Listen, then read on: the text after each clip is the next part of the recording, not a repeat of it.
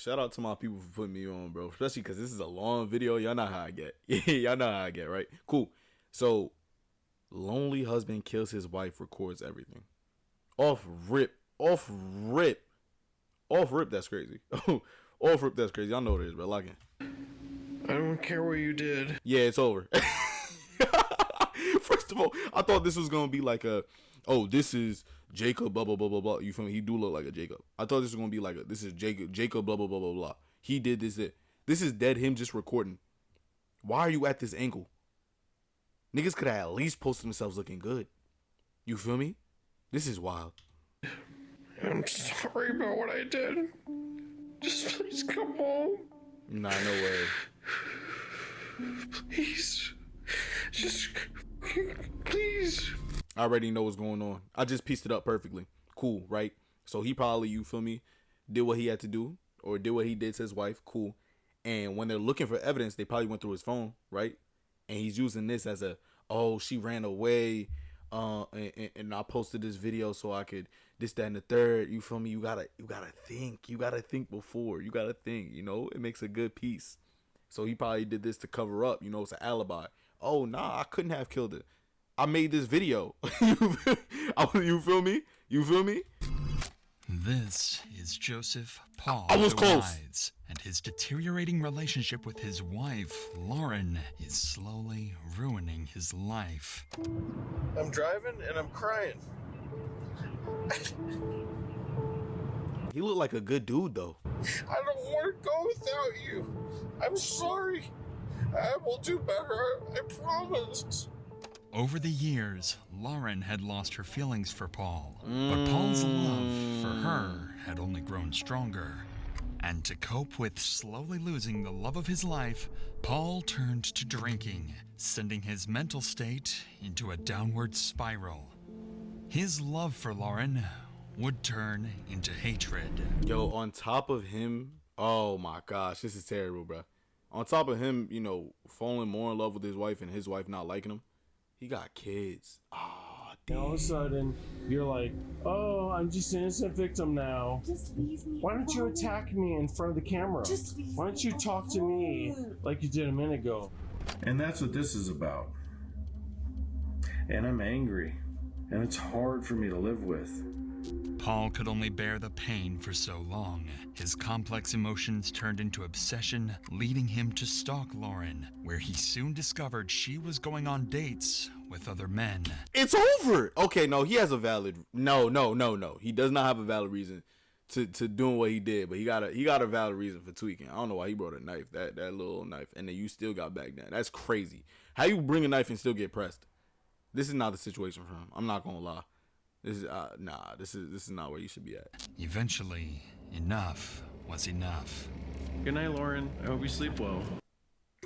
On the night of January 7th, 2018, Lauren DeWise would be found dead in her bedroom. It was confirmed that Paul was responsible. I live at 1308. It's the next door neighbor. She just came over in hysterics and says somebody shot her roommate. What makes this case specifically so interesting is that Paul recorded his entire mental downfall from the start of his issues. Hold on, we gotta. Oh goodness, we gotta read. You gotta read this part right here. Do you still want to go to church with us tomorrow? Let me know. She's dead. Just leaving them undelivered. I would love to take you. Let me know when at 5 a.m. I love you more than. Wow, yo, you gotta feel bad though, bro. Like, why is she still with him though? I understand. I can't lie. She probably was like, "Oh, let's have a divorce." This, that, and the third. And he couldn't do it. You feel me? That's why she was out sneaking around. But she should have just got up and left or something. Serve some papers. Give that man some money or something. The way to the tragic end. For the past 6 months, I've worked with a handful of police stations, district attorneys, and news networks to gather the entire recorded life of Joseph Paul DeWise. This is his full story. He do look crazy though. He do look crazy. Tough intro. Oh goodness, that was a tough intro.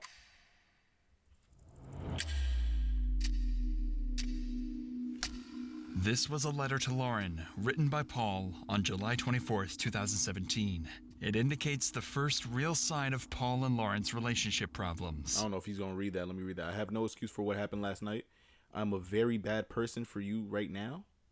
I am a very bad person for you right now. I had no right to do what I did. It was no one's fault but mine. I hate myself. I was wrong in every way possible. I do not deserve you. His handwriting is, this is chicken scratch. This is terrible. I am a very bad person. Okay. I was or am. I was completely at fault. Why did I do that? I'm totally and very bad and very wrong. Yeah, I'm done. But also Paul's utterly dark wrong. tendency of self-hatred. I have no excuse for what happened last night. I am a very bad person for you right now. I hate myself. I do not deserve you. I have no reason to be loved by you or the kids. I ruined everything. You deserve someone way better than me. Why his handwriting look better over time? I'm reading. His handwriting not that bad. I'm bugging. Paul wrote this letter just hours after a heated argument with Lauren, where he lost his temper and screamed at her, all in front of their 3 children. This was likely one of many arguments that took place in the home, because after this incident, Lauren would leave their home, stating, "I'll only return for the kids." Looking at the letter, it's clear that Paul felt immense guilt for screaming in front of his children, perhaps even more than most would. And there's a very good reason for that. In his journal, Paul would often write about growing up. That junk made my eyes go stupid. I don't even want to go. I was about to go back to go look at it. I couldn't even. Yo, he looks the same. Like, he really kept the same face growing up. In an abusive household. In one entry, he described walking in on his father screaming and choking his mother, her face turning purple from the strangulation. Perhaps Paul felt he had followed in his father's footsteps by becoming aggressive towards Lauren in front of their children, something that likely embarrassed him. But instead of apologizing for his outburst, he chose a different path. He would begin manipulating his children, convincing them that he had done nothing wrong, even going as far as recording these statements to show Lauren later on. How do you feel about what happened with Lauren? I'm angry and sad, and I don't know. First of all, this is mad weird, but I feel like the first red flag was if this is kid calling your mom Lauren right in front of him. You feel me? Like, unless this is like a girlfriend, that's their stepmom. I don't know. They ain't no backstory to that. He said, "How do you feel about what happened with Lauren?" And then off rip, just recording this is just weird. I'm upset. I'm mad. I don't understand. It's overwhelming. The only damage that I feel that has been done by is honestly Lauren. I mean, yeah, there's got to be like a stepmom or something, because is that normal for children to be calling they parents by name? I don't know. I don't know if it could be normal in different places. I don't know. Everything was fine until she decided that she wanted to do what she did. Was it my fault? Was I a bad husband to Lauren? No. Are you glad it's just gonna be me, you, Joe, and Nana now? Why? Niggas even got the youngest. That's crazy. That's crazy. Lauren had moved out of the house, and Paul's attempts at manipulation only pushed her further away. In turn, his abandonment issues worsened, spiraling into paranoia over the thought of Lauren falling in love with someone else. There's a big takeaway here, bro. I'm not even gonna lie to you, son. If you're in a situation where when a hot guy walks past, the smell of his cologne awakens your inner hoe. I know that's not Lauren. I know that's not Lauren that posted that. I know that's not Lauren that reposted this. Nah. He got Lauren's location and everything. This is probably a recent picture of Lauren with some guy. You reposting stuff like that on Facebook? Wow. But there's a big takeaway here, bro. I'm telling you, son. This is why, yo, you don't focus too much on bagging women, right? You can't focus too much on bagging women and making just getting women your only thing. You feel me? Because my son got a girl here and had nothing else to do with his life as soon as she left. I understand they've been in for a minute. They probably got kids or whatever. But as soon as he start falling out of love or she start falling out of love and things get, I understand you're going to be hurt, but he start bugging. Like, now he's stalking her. Looking at the Facebook. I know niggas has been here, bro. Going through the Instagram joins, you feel me? Going through the Instagram reaction. Whoa. Oh my goodness, I just had an aneurysm. But I don't know if y'all remember when Instagram showed the interactions, when you could see what somebody liked, you feel me? Like, it had a post or a feed where you can see what they like, what they commented. Yo, I know niggas has been there, bro. But you can't focus on that, son. You lose a joint, that's it. You move on. That's all I can say. There are numerous examples of Paul's paranoia, but I knew it. Certain examples are particularly notable. One thing Paul would consistently do over these years was send relentless barrages of text messages. They would usually start out in a calm, collected way. I respected you, and so did the community. Now you are someone else. You aren't building love in the family anymore. Mostly insecurity, and frustration, and sadness. But would quickly spiral into unintelligible rants of self-hatred and aggressive accusations. Now I am depressed again. How can you not care? How can you make me deal with this by myself? Why won't you save us? Whole time he probably Again, blocked. and my counselor had to cancel. I am a pathetic piece of crap now. Yeah. See, this is more than just, like, I understand you. Nah, you gotta feel bad. I gotta feel bad for this guy. I'm not gonna lie. You definitely gotta feel bad. This is very upsetting.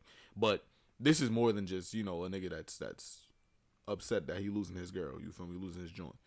This is, you don't do this unless you lose a dime or something. You feel me? Nah, I can't even say that. You feel me? He didn't love her.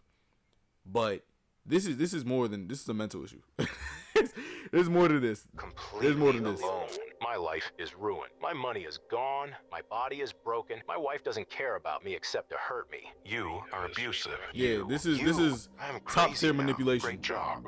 Always ending with some type of accusatory comment, likely to make Lauren feel guilt over not being there for him. Another thing he would regularly do was contact people in Lauren's life. One notable example would be towards Lauren's female co-worker, who Paul suspected to be bisexual. I would appreciate it if you would stay away from my wife. You are not a good influence for her, and she is acting like a single woman. I don't not trust you as I reached out to you, and you ignored me. My wife needs family-oriented friends, not friends that married people and aren't friends enough to help in crisis. Yo, my son instantly went into the accusation that he piping my girl. You feel me? Yo, instinctively. He seen that she posted up with him, co-worker too, and she was like, "Yeah, that's the work husband." Nigga piping my girl is over. It's over. And he's pressing him too. That's tough. Spam. Messages to Lauren and her friends continued for months, growing increasingly emotional over time. But Lauren would rarely respond. Reading his diaries, it's clear this deeply upset Paul. He felt like he was losing the woman he loved. Desperate for a reaction, he soon turned look how you take flicks, bro.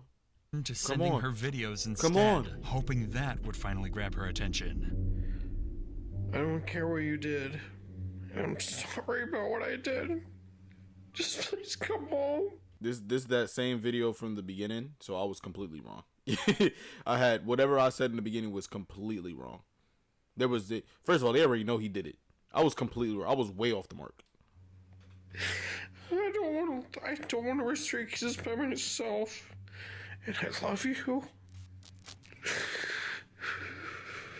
Yeah, this guy's freaked out, bro. Just fucking please.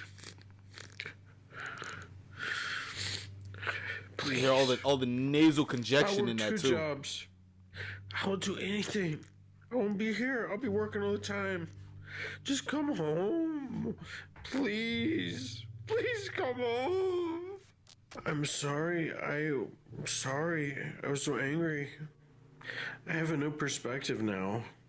Paul's emotional swings indicate a deep fear of abandonment, likely stemming from his childhood. With Lauren, he realistically, you can't. I don't want to put the blame all on him, bro. You gotta put it on his parents and all that. Was angry because they said they and grew controlling. up in a Without her, he was desperate and self-pitying. When she responded, it would briefly ease his distress, but unfortunately for Paul, Lauren would stop responding altogether. On November 14th, Paul's worst fears of abandonment would come true. He would discover clues that Lauren had started going out again. But dude, is that real? Nah, no way. And she linked up with a cowboy. Yeah, it's up. It's up. Yeah, I know how them niggas get, bro. And later that same week, he signed up for VSync GPS tracking services and registered her phone to the system. Paul would start stalking her. He would take pictures of Lauren and the various bars she would go to and store them away to confront her with later. What? No. Is that them right here? Nah, this is real life crazy though. Nah, this is real life crazy. How did you get to it? First of all, where'd you leave the kids? How'd you get to a point where you were able to stalk them in public, plain sight, and not get caught? That's a skill. Wow. Bars she would go to and store them away to confront her with later. But on November 14th, things took a dark turn when, while stalking her, Paul discovered Lauren in her car with a co-worker named Kevin making out. It seemed to confirm his deep fear of being abandoned as he stood there watching it all unfold. Kevin would eventually leave the vehicle, allowing Paul to rush in and let Lauren know he saw everything that just happened. He'd pull out his phone to record, but would only capture a few seconds. It was an accident. I'm sorry. Okay. See, that's what pisses me off. That's what pisses me off, bro. That's what pisses me off. If you gonna do it, just do it. You feel me? If you gonna go, just go. If you already going, you went. You feel me? Why are we talking about it was an accident, son? Oh, come on, bro. You should have just. This was making me believe that she didn't have because they broke up apparently. Why are you apologizing? Why not just serve the divorce papers? This is what makes me feel like she didn't like. Come on, what you mean it was an accident? I'm sorry. Unless I might be bugging. Paul would go on to take Lauren's phone, texting Kevin an array of angry messages. However, eventually, Lauren would escape the situation. Approximately 22 hours after this had taken place, Paul would find Lauren with a different man, Brian. The two were simply co-workers. She's wailing. But Paul wasn't going to take any chances. Never mind. So just again, co-workers. he would go up to the car, this time confronting the man instead of Lauren. This man had absolutely no intimate relationship with Lauren, so he retaliated against these claims, even punching Paul in the face. I already pulled away from my last time. Well, here she is. There's nothing.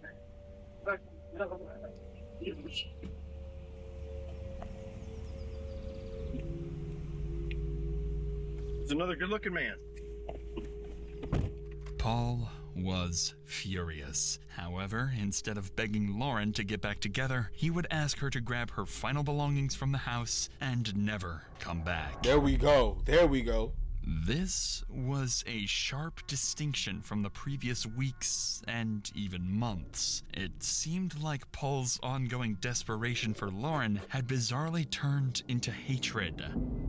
Lauren would oblige and go on to take her items from the house, but Paul wouldn't stop there. The next morning, he would take... Has anyone in Bozeman not kissed my wife? Dang. Oh, that's crazy. That's wild. Yo, let me see. I'm the crazy one because I agreed to stay home and take care of our baby. She is the bank manager putting all her information out there. Last night I caught Lauren making out with this man outside of the bar. This man attacked me repeatedly and was pretty beat up. This evening I caught her with a different man in the truck in a different parking lot. When she said she was in leadership, blah, blah, blah, blah. She didn't share it to you. That's kind of wild, though. That's kind of wild. Making a public post stating, "Has anyone in Bozeman not kissed my wife? Last night I caught Lauren making out with this man in her car outside of a bar. She is the best liar I have ever known." Paul. Yo, I'm definitely dyslexic because there's no way I don't even think I read that right at some point. I don't know. Turned to retaliation. I don't know. And his video recordings made that clear. Yes, I've been drinking. I'm having beer. Yo, beer is so nasty, bro. I'm very upset. I put up with this shit for years, I didn't realize it because I was blind. And that's what this is about. And I'm angry. And my children are angry. And my baby's angry. Respectfully, a valid way to get over this is to find somebody else. If he got on Badoo, like she got on Badoo, or whatever that thing is called, he probably could have found somebody. He looked like he in his 40s. He definitely could have found someone before. And it's hard for me to live with. Not acting the way he acts. It's very difficult. It's all about shutting you down. But in Bozeman, there's all these young 30-somethings with tons of money that Lauren's chasing. Now listen. I this saying that sticks with me. It's oh my goodness. Now I'm folding. I can't. What is it? It's comparison is a thief of joy. Yeah, y'all got it. Yeah. See, he's wailing. As soon as he started saying 30-something with tons of money, yeah, now you're wailing. She loves that. And she's going to step up from me and our family and get ahead. I'm angry. I don't want her to keep her job. I would like to protect the community from her. I'm sure I will be an outcast now because, who tells the truth anymore, right? Paul continued to bombard Lauren with texts, stalk her, and most of all, fuel his chronic alcoholism, which only worsened his anger issues. At one point, even telling Lauren's friend at a local bar, quote, "I've killed people before, and I'm not afraid to do it again." See, he's wailing, bro. The final straw in Paul's downward spiral came in an incident completely unrelated to Lauren. While out walking with his daughter, Paul would begin threatening a homeowner whose dogs were barking at him from behind a fence. When the man confronted him, an enraged Paul pulled out a pocket knife and stabbed him in the hip. And this situation is completely different from the one I thought the situation we seen was him catching Lauren with this guy. This is a random guy. His dogs were just barking. He got stabbed in the hip for that. No, this guy's actually deranged. He's actually crazy. And Paul would record the entire event. Yeah, no, he's actually insane. We just got attacked by these people's dogs. And he just be lying. Baby, did you think that dog was gonna get you? I did too. And then this man attacked me behind the dog after this woman. Baby, I'm sorry. I withdrew my knife to defend myself against this man who took me down with a single leg takedown. As the last resort, when my back was on Where's the the floor, knife stab? I struck up with the knife. I struck the man. They pulled the dog away. Now the dog's gone. You okay, baby? I'm so sorry. Oh, and then the kid, oh, he's dead manipulating these children, bro. Nah, yeah, they gotta get this guy. They gotta get this guy.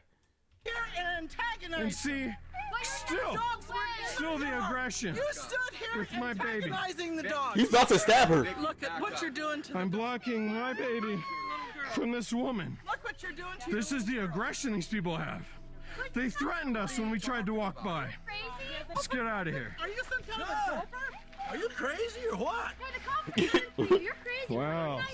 You guys are gonna be out of here. I'm so glad you've been uncovered. For what Yo, who you got are. stabbed? You better chill the fuck out. That's right, I should. You kicked me and I put you on the ground. That's right. Yo, he got something going on with his arm. Why is that still in this position? Did he get stabbed? I thought he got stabbed in the thigh. That you can figure out what's going It's okay, on. baby. That's right. Don't run away. Threaten me and fucking come in my yard. Fucking cut me. Is that the cop? Yeah, that's a cop. Get on the ground now. Do not move.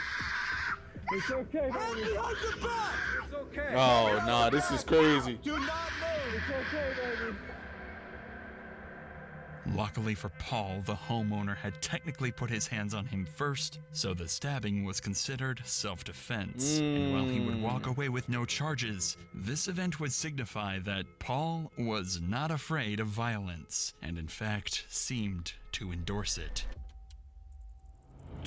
On January 6th, 2018, at 11:56 a.m., Paul would text Lauren, inviting her over for some soup. Lauren would never reply. At 3:36 p.m., Paul would text Lauren, asking if they were still meeting for tomorrow. Lauren would reply, "What for? I'd like to pick up my daughter and spend time with her." This seemed to upset Paul, so he would go on his, by this point, usual rant to Lauren, sending messages such as, "I beg you, please don't destroy us. I love you, and we'll do whatever it takes." Nah, this guy, it don't make sense. That don't make sense. At 10:58 p.m., Lauren would reply, "No, thank you." Valid. A 2-hour gap would proceed with no text messages between the two. However, Paul was completing other tasks during this time.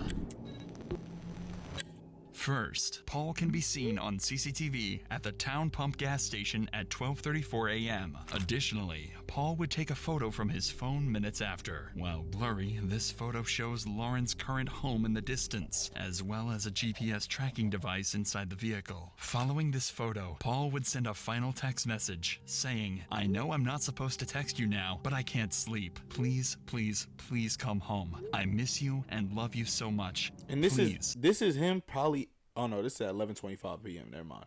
Because he at 12 a.m. around 12 a.m. he outside that crib. How do you get a tracking device on the car? That's that's a great question to be asking. "I love you. We all do. Please just come home. Please." 911, what's the address of your emergency? Idaho Street, Belgrade. The next door neighbor, she just came over in hysterics and says somebody shot her roommate. Did this just happen? Yeah, she said it just happened. She needs ambulance and police. Okay, where is the person that shot the neighbor? Who shot? Who shot? The guy's name was Paul DeWise. So Paul DeWise is the one that shot the person? That's what she said, yeah. Bro, they seen his face. The one that's still alive. Do we know where Paul is now? She doesn't know if he's still in the house. That's why she ran. Okay. All right. Is Ashley bleeding seriously? Was she bleeding seriously? Yes. She said yes. Okay. Lauren and her roommate, Ashley, were shot on the morning of January 6th. Their neighbor... I'm so dumb. I didn't even peep that Ashley is not the wife for a second. Yeah, Lauren's done. Ashley got peace too. And the fact that he did it probably no ski, he just bare face, is he wanted to get caught, bro. Would hear the gunshot he wanted and rush to to get the caught. home, finding what they saw as a deceased Lauren and a severely wounded Ashley. Additionally, the neighbors would name Paul DeWise as the shooter. Officers would waste no time and rush to the scene immediately. Where are we at? What's going on?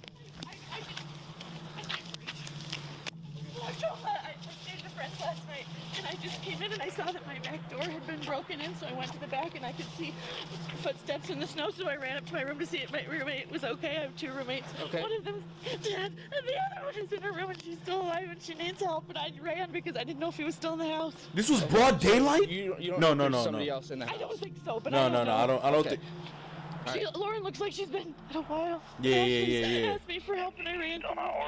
Okay. Is this door open? Yes. Okay, so we have two people upstairs. Is that what you're telling me?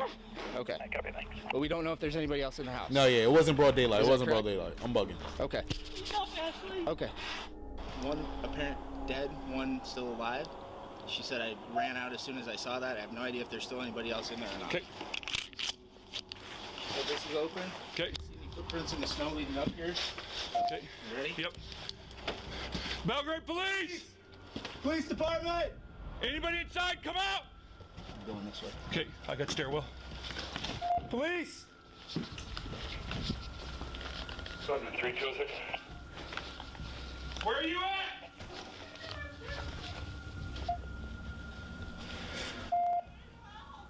Kitchen clear. How many people are inside? We're making entry. How I many can't hear her. I can't hear her. Okay. We're coming. Belgrade Police, show me your hands. We got doors on the left and right. Yeah, they clean. They clear.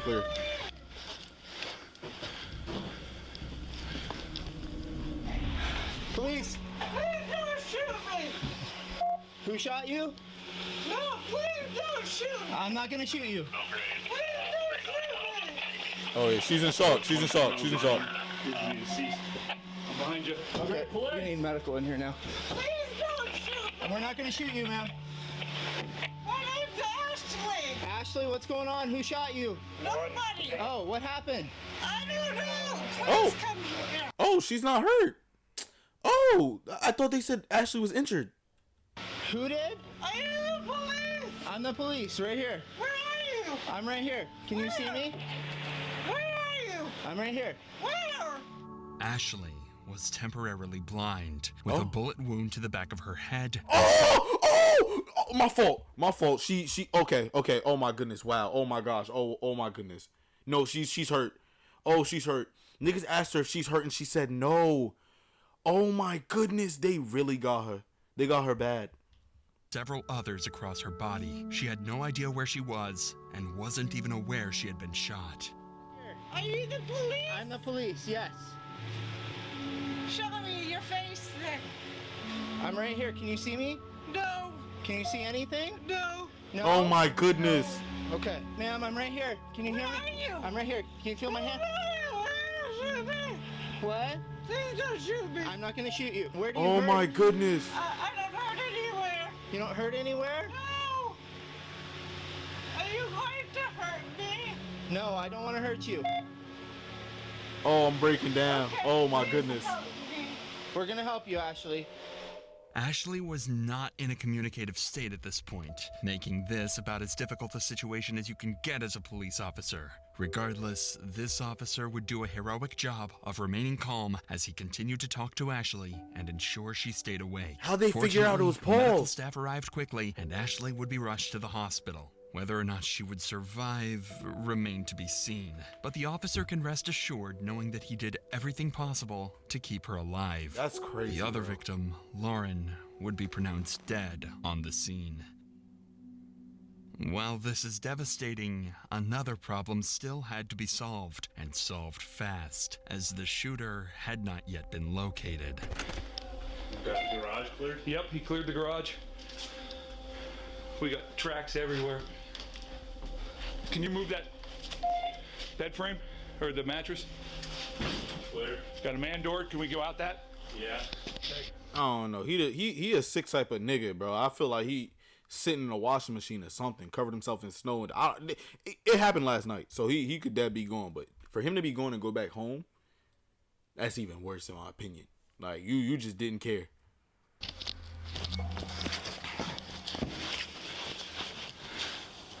Clear. We're clear? Is there tracks going over the top of the fence or anything? No.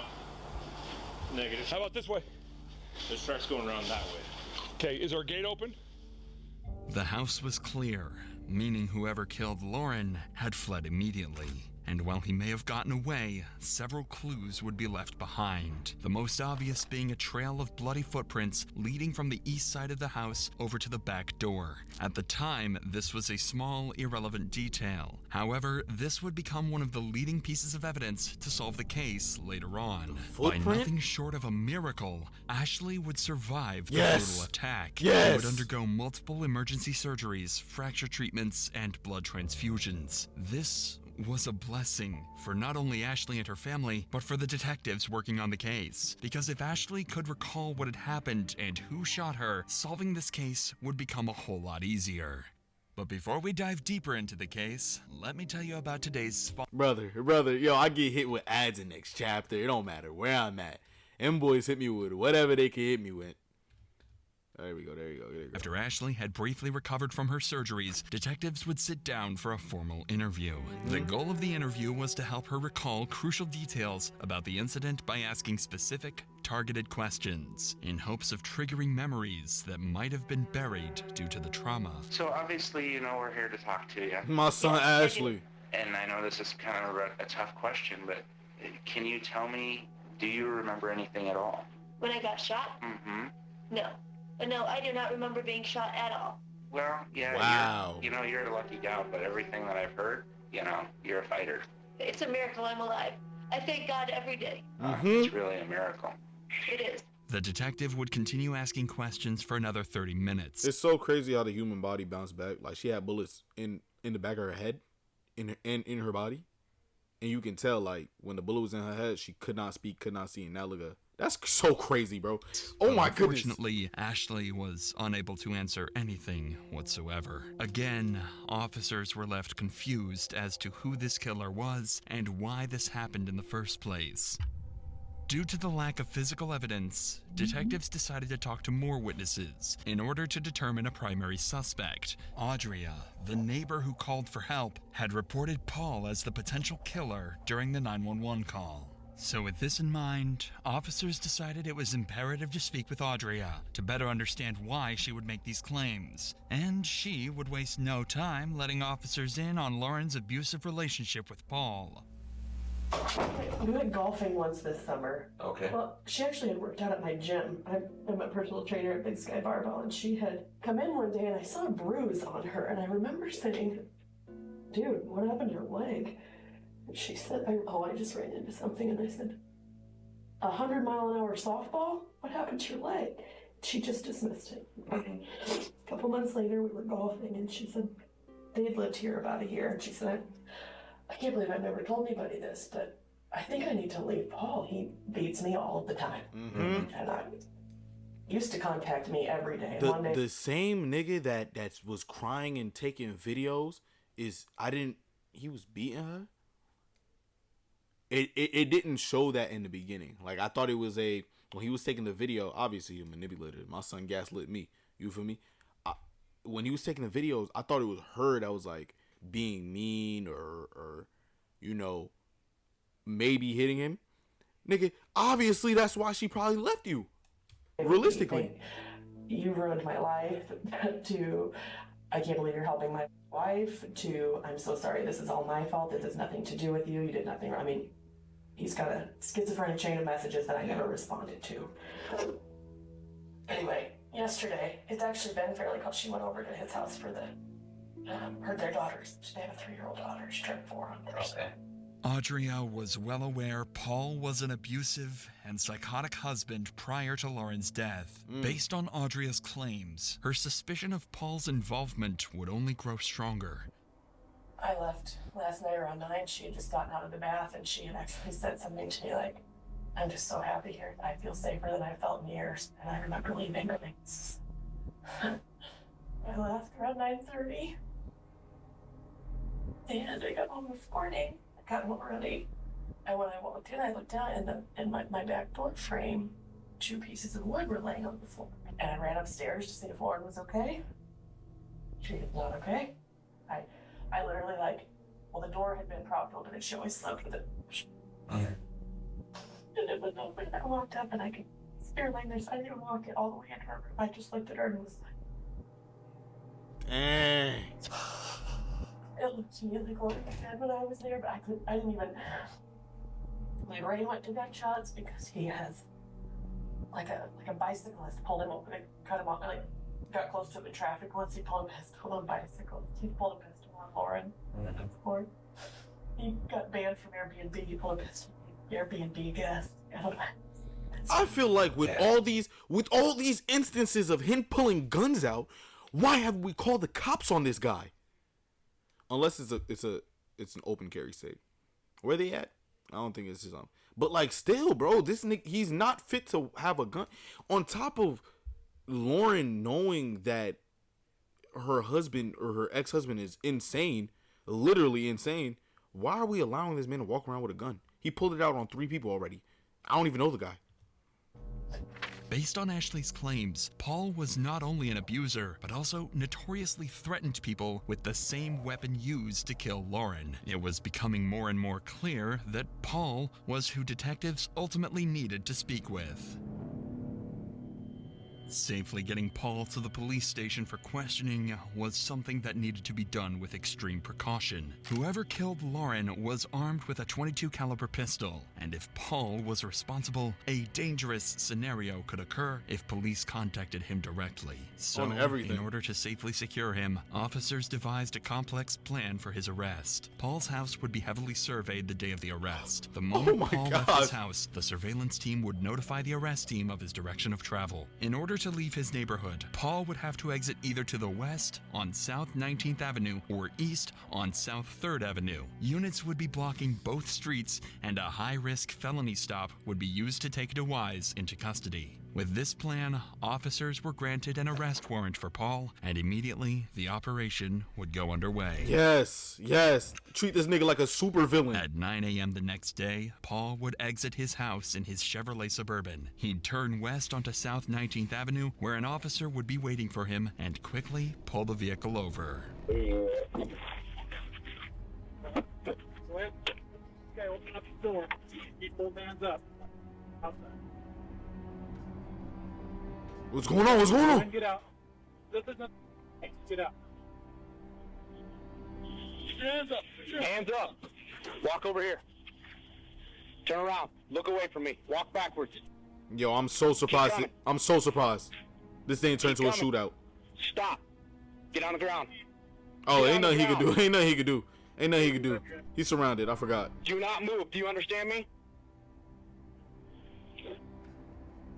Take him to the back of my car. All right.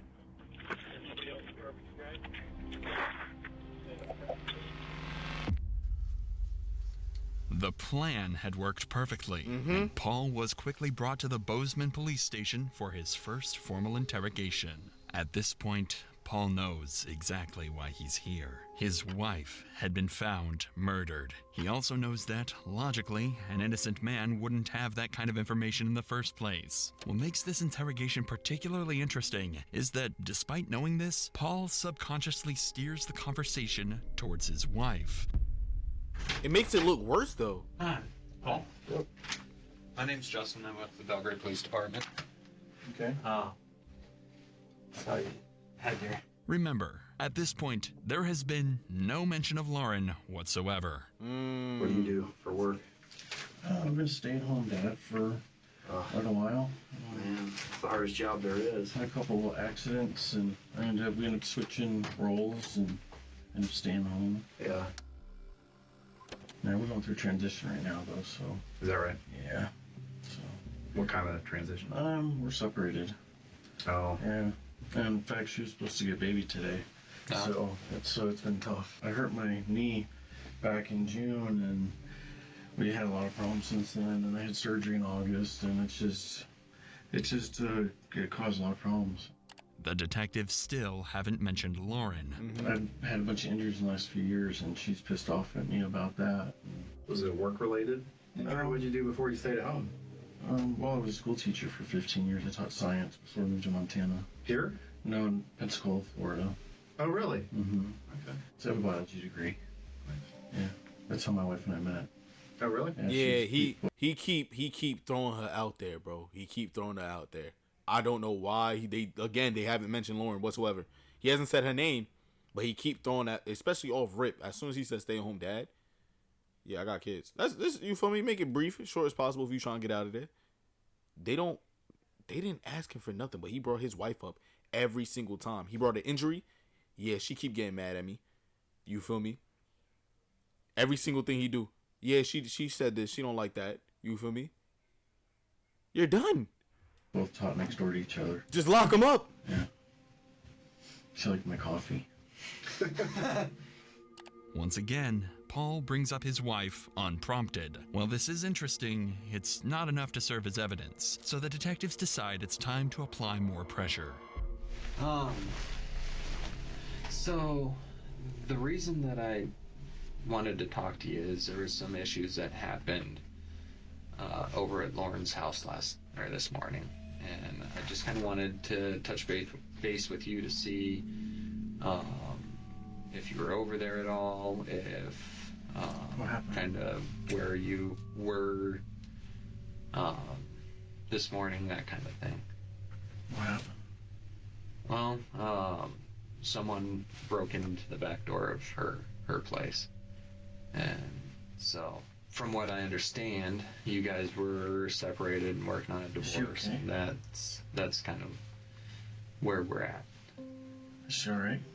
He gives me Riddler vibes. Not really. She isn't. Well, the person that came in ended up shooting her. So. She's dead? Yeah. So. Oh my God. So that's why we're talking to you, because you guys are going through a divorce, and from what I understand, and we need to. I ain't gonna lie, if he cries on command, that nigga's a good actor.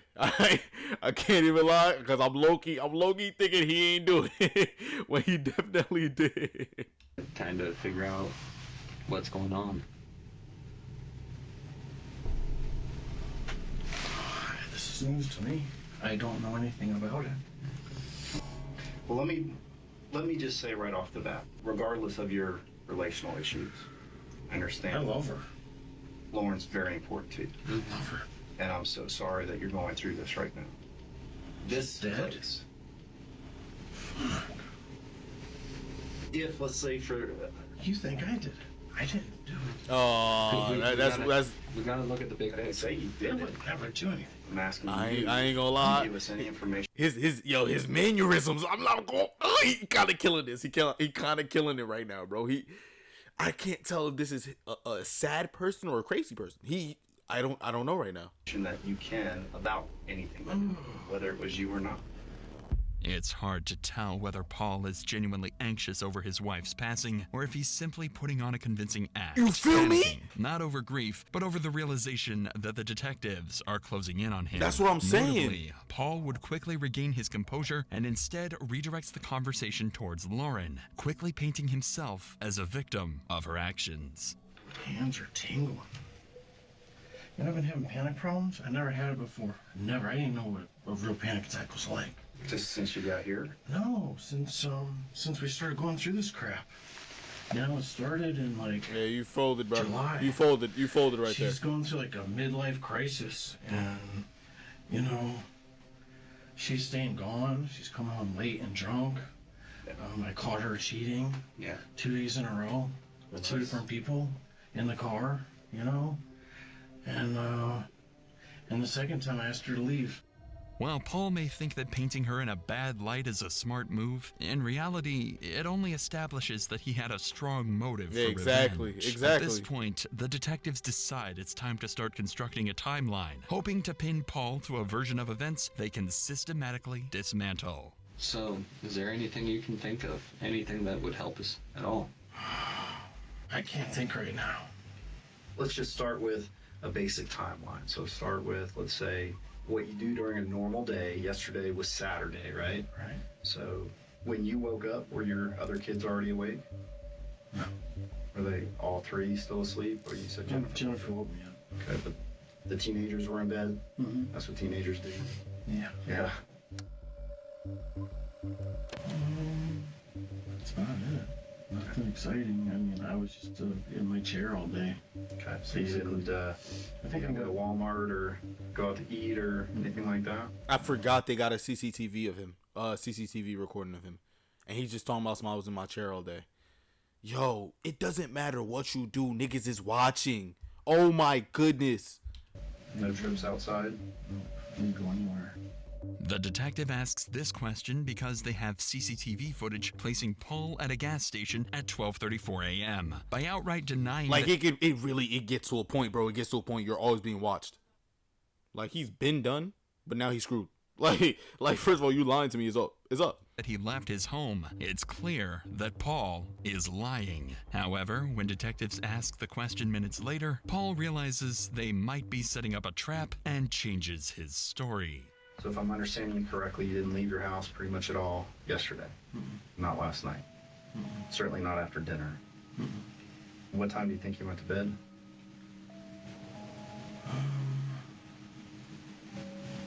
Gosh, it was late. Actually, it did go out. I went and got a 6-pack of beer around midnight at Town Pump. Yeah, think about it. Back to the timeline last night. You went to the Town Pump to get a 6-pack beer. Mm-hmm. And both of your oldest were still up. Mm-hmm. And yeah, actually, my son went with me. Oh, your son went with you. Okay. And you guys were gone from your house, that's what, gotta be 15, 20 minutes, maybe? That's like, if you get the light, maybe it's 5 tops. Oh. The fact that Paul's son, Joseph, was with him on that trip is actually a crucial detail. Detectives now have another potential key witness who can prove or disprove Paul's movements that day. However, while this interview establishes that Paul has both a motive and a timeline that aligns with Lauren's murder, it's not enough evidence for detectives to make an arrest. For now, they have no choice but to let Paul go. While this is unfortunate and potentially dangerous, they were able to obtain one of Paul's belongings, his iPhone. Wait, how Quickly, they... officers Oh, discovered my that Paul gosh. was, in fact, at Lauren's house the day of the murder by locating a photo Paul took in front of her house just hours before her death. By combining Paul's claim that he was with his son that night with phone data placing him at Lauren's house, a crucial question can be made. Did Paul's son, Joseph, also go into Lauren's house the night she was murdered? If what Paul said during the interrogation is true, then Joseph should have been with Paul the entire night, which would include going to Lauren's house. No. No. No. No way. No way. No way. This No is way. a question that No detectives way. needed to solve, and solve fast, as both the potential suspects are roaming free and could cause further damage if the case were to come to a standstill.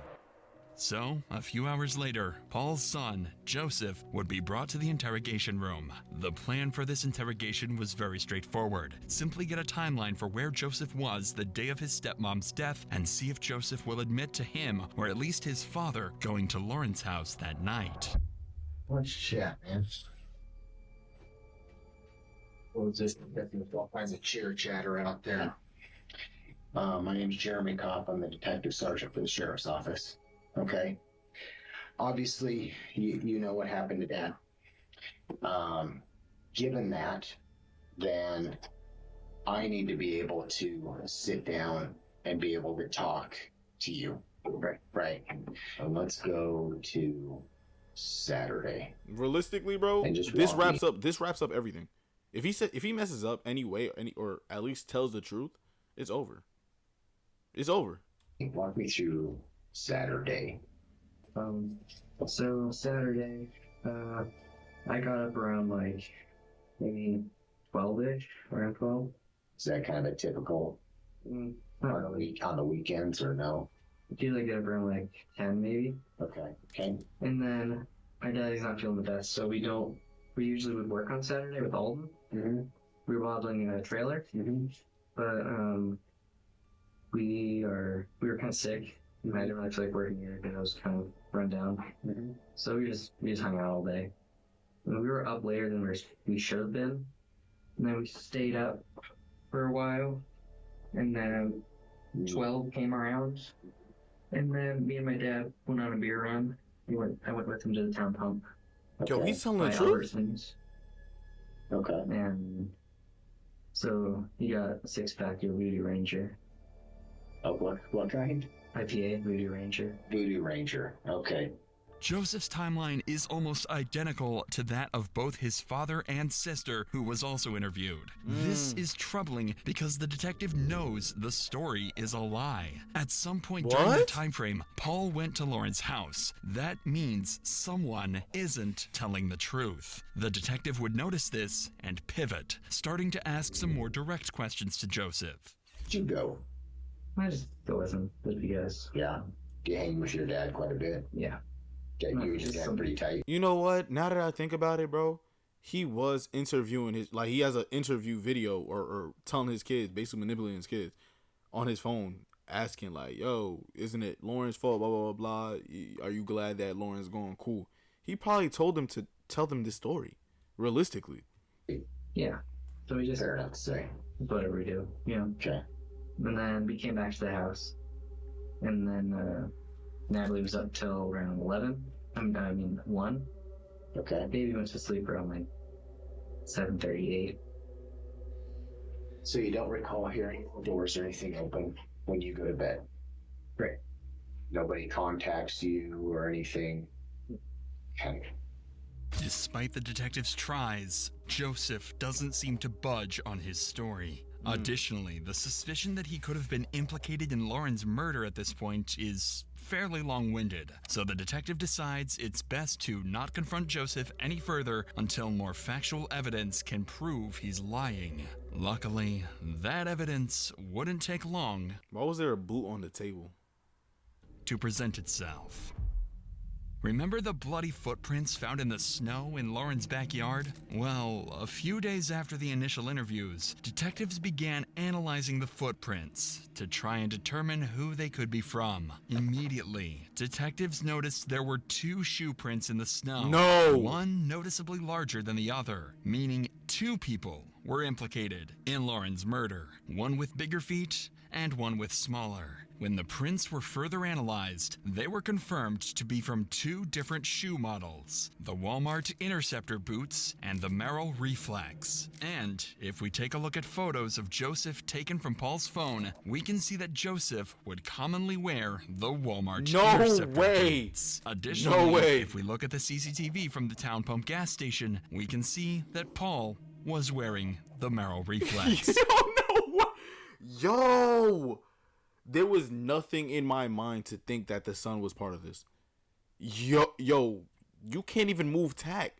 How were you supposed to? Nah, you can't cover your tracks in no way, no how, bro. Paul had undoubtedly killed Lauren, and Joseph had come along with him. Detectives realized that Joseph was the key to all of this. He had been there with his father when Lauren was killed, and now they were certain of it. In his last interview, Joseph had stuck to the same timeline as his father, a timeline that investigators could now prove was a complete lie. With this leverage, detectives believed that with the right amount of pressure, they could break Joseph and force him to confess everything.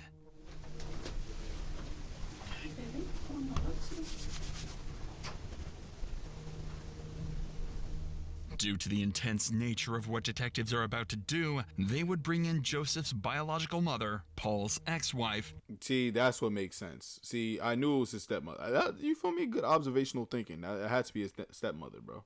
To provide comfort, hoping that her presence would further push him to finally tell the truth.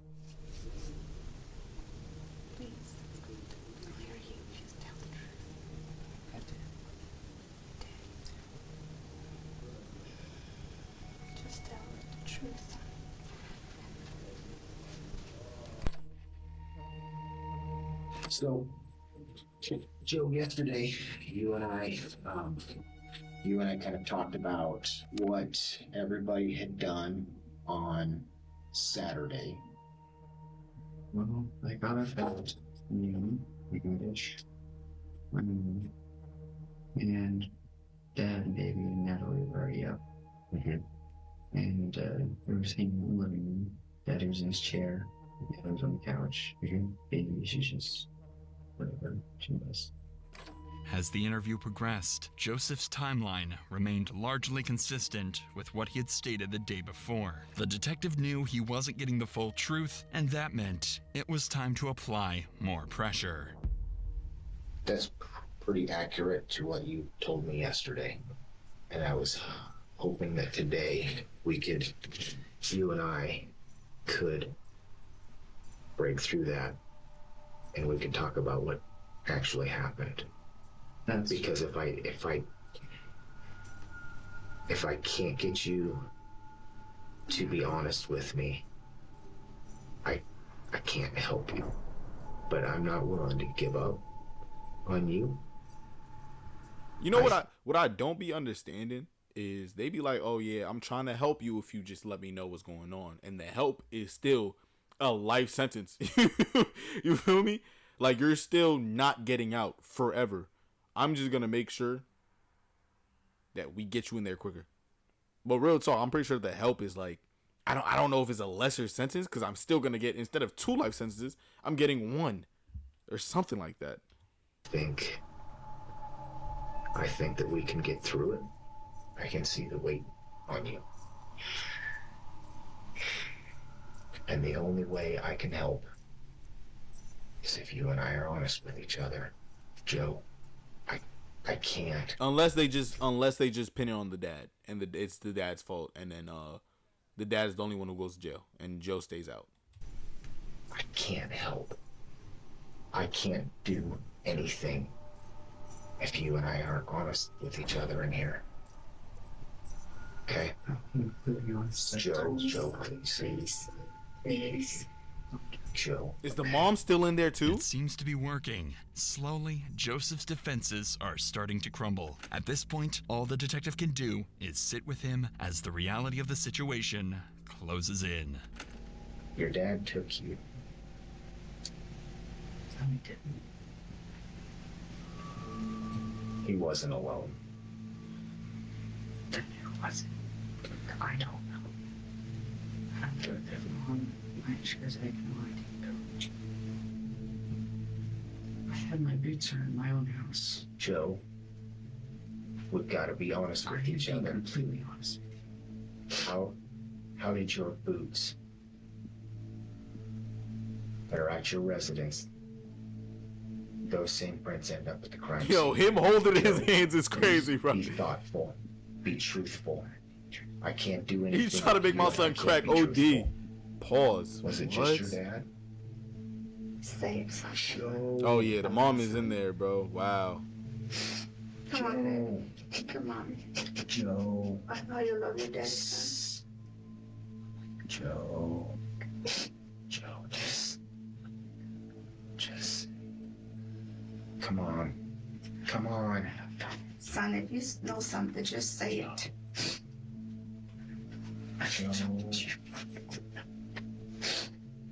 Joe a real one though. He a real nigga for that. Did he make you go? Is that why? Did you go to? Was it after, before the beer? I meant to the beer. Joe, help me understand. Help me understand that it was just him. Help me understand when he left. Help me understand why I can believe that you weren't there. Help me understand it.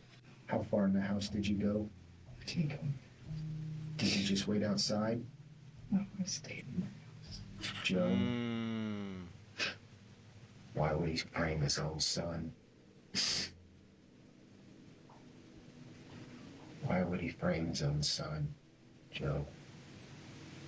Your boots are there. Help me tell the story. Was it you or him? Tell me. It wasn't. Aw, dang. It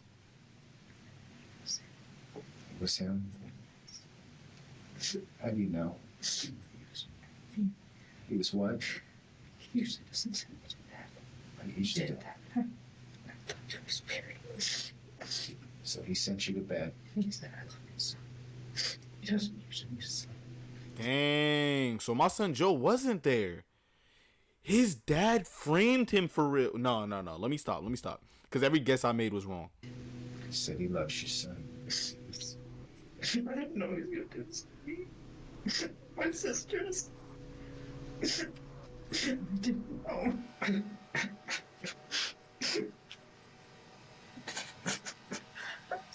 Yo, his dad really framed him. The pressure had broken Joseph. After relentless questioning, he had finally come clean about what transpired mere days earlier. Months later, when the detective recounted this moment with Joseph, he would burst into tears, overcome by the weight of the situation. I just love you right now. Okay? So just sit with your son and love him.